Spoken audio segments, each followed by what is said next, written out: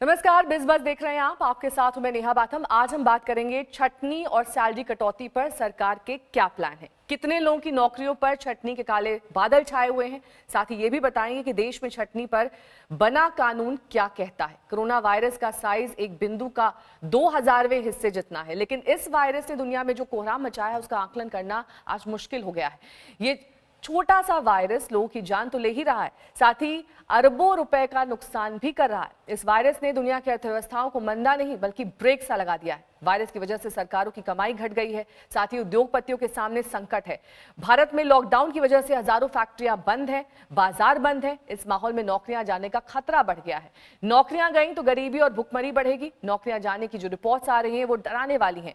CII के मुताबिक corona से प्रभावित सेक्टर्स में 52% तक नौकरियां कम हो सकती हैं। एक सर्वे के मुताबिक लॉकडाउन खत्म होने के बाद 47% कंपनियों में 15% तक नौकरियां जाने की आशंका है। वहीं 32% कंपनियों में नौकरियां जाने की दर 15 से 30% रह सकती है। इन रिपोर्ट्स को आधार अगर माना जाए तो कोरोना संकट के बाद देश में नौकरियां जाना तय है। इसका सबसे ज्यादा असर उन लोगों पर होगा जिन्हें नियमित रोजगार नहीं मिल रहा है और जिन्हें कोई लिखित दस्तावेज नौकरी का नहीं है।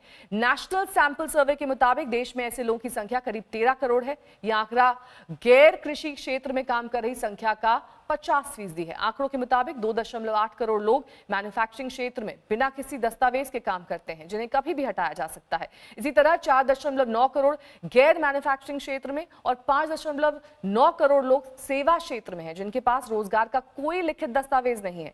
कोरोना की वजह से देश 40 दिन लॉकडाउन में रहेगा। इससे कंपनियों को बड़ा नुकसान होगा। कंपनियां अपने नुकसान की भरपाई के लिए कर्मचारियों की छटनी कर सकती हैं और यही वजह है कि कोरोना प्रभावित सेक्टर्स में नौकरियां जाने की खबरें आ रही हैं। दिहाड़ी और छोटे कर्मचारियों ने छटनी का चाबुक भी चला दिया है, यानी प्रधानमंत्री मोदी की अपील के बावजूद लोगों की नौकरियां कम हो रही हैं या फिर जा रही हैं।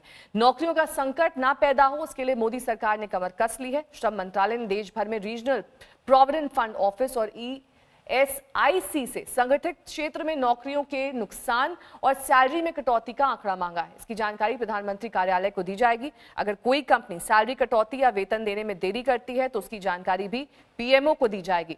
लोगों को नौकरी संबंधित शिकायत के लिए देश भर में 20 कॉल सेंटर बनाए गए हैं। यहां आप नौकरी जाने, सैलरी कटौती, सैलरी में देरी की शिकायत कर सकते हैं। इन कॉल सेंटर्स पर आने वाली शिकायतों को रिपोर्ट में शामिल किया जाएगा।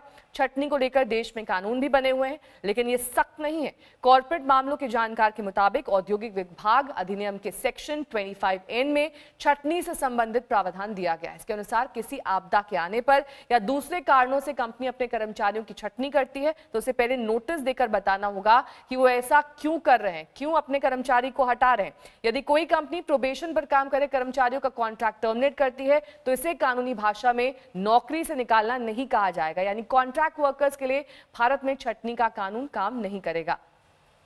वकील की बात तो हमने आपको सुनवाई, लेकिन साथ ही कोरोना एक तरह से मानवीय संकट भी है। कुछ लोगों की नौकरियां जा चुकी हैं, कुछ पर छटनी की तलवार लटक रही है। अब सवाल यही कि सरकार और कंपनियां इन बेहद चुनौतीपूर्ण हालात से कैसे निपटेगी।